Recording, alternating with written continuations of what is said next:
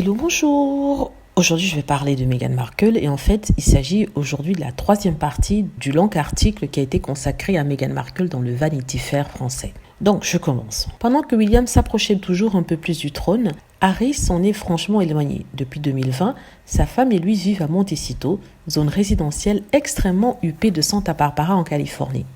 Le couple se consacre à la philosophie et a signé pour plusieurs projets audiovisuels avec Spotify et Netflix. Harry travaille pour une start-up qui œuvre en faveur de la santé mentale, Better Up, et a monté avec sa femme la fondation Archwell afin de continuer à consacrer leur vie au service des autres, comme ils l'ont annoncé dans les médias.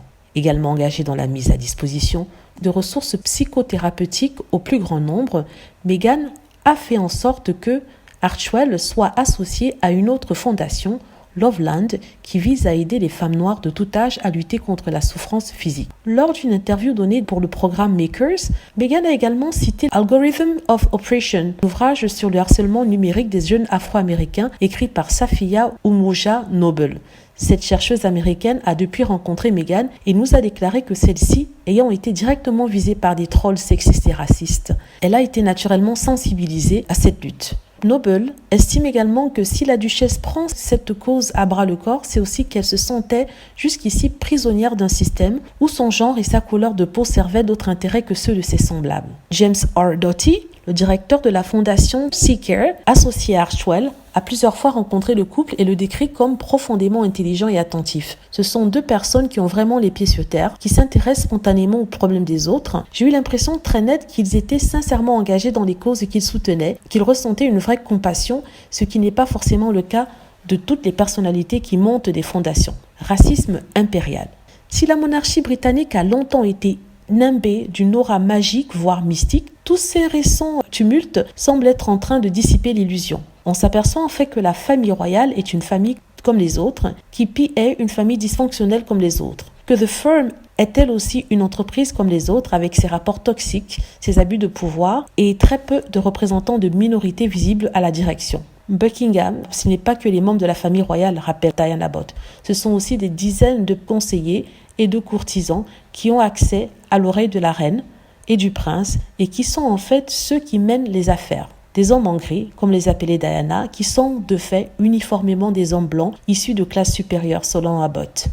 Une autre source considère que ces gens croient protéger la monarchie, mais ne font en réalité que la desservir. Un manque d'ouverture et de souplesse dont a forcément souffert Meghan, puisque la firme a refusé de lui donner accès à une psychologue d'entreprise lorsqu'elle se trouvait en proie à des idées noires pendant sa grossesse. Sous prétexte que je n'étais pas une employée rémunérée de la société, je n'ai pas pu consulter la thérapeute. Quand j'étais actrice, il y avait un syndicat qui me protégeait en cas de problème.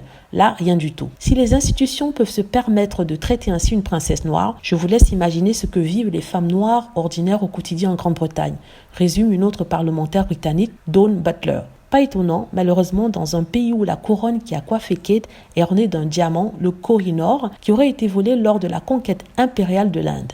Cette pierre estimée à 250 millions d'euros est en effet réclamée par le ministère de la Culture indienne, mais le gouvernement britannique assure que l'Empire l'a reçu en cadeau. Les Anglais ont toujours été très forts pour opprimer les autres peuples en faisant croire qu'ils étaient très civilisés, déclare l'écrivaine jamaïcaine Kitanya Harrison. Et ce n'est pas parce que les 53 fleurs représentant les pays du Commonwealth étaient brodées sur le voile de mariée de Meghan que l'on doit oublier que les personnes noires qui peuplent ces pays descendent des esclaves. D'autres symptômes de ce racisme impérial persistent, par exemple à travers les propos de Boris Johnson, qui a parlé des citoyens des pays caribéens comme des Pickaninnies, l'équivalent anglais du bamboula de l'Empire français. Ou lorsqu'on voit à quel point en Jamaïque, le Queen's English est toujours perçu comme la langue du dominant, supérieure au patois local parlé par une majorité de la population. Ou alors lorsqu'on sait que le gouvernement anglais a refusé en 2020 de partager le brevet d'un potentiel vaccin contre la Covid avec ses voisins du Commonwealth comme l'Inde, l'Afrique du Sud.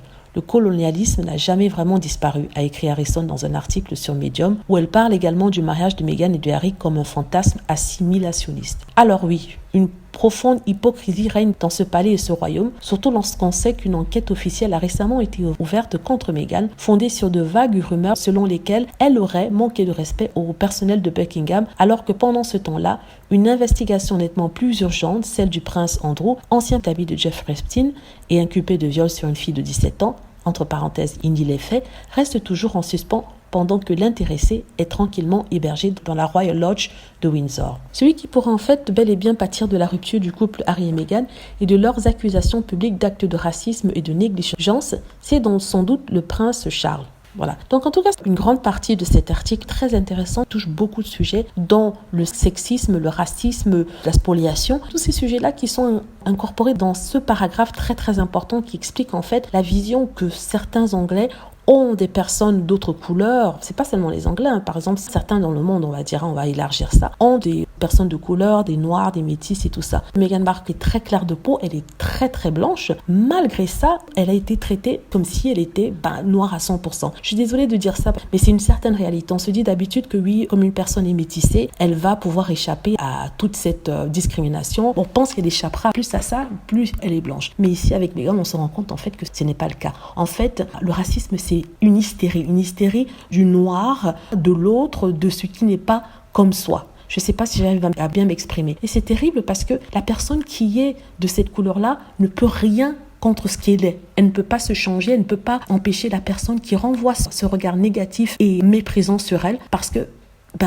elle ne peut pas se cacher, elle est ce qu'elle est, elle adore ce qu'elle est, elle est fière de ce qu'elle est, donc elle ne comprend pas pourquoi on pourrait lui rejeter à la figure le fait qu'elle soit noire. Après tout, la couleur de peau, ce n'est que de la mélanine, c'est que de la pigmentation. Il n'y a pas vraiment de différence entre les personnes. Peut-être différence culturelle, mais il n'y a aucune personne qui serait meilleure que l'autre. Voilà, j'espère que vous avez aimé la vidéo. Je ferai la 4e et dernière partie qui sera beaucoup plus courte demain. Voilà, merci d'avoir regardé. N'hésitez pas à cliquer sur like si c'est le cas, à vous abonner pour plus de vidéos et à cliquer sur la petite cloche afin d'être averti lorsque je poste une nouvelle vidéo. Merci.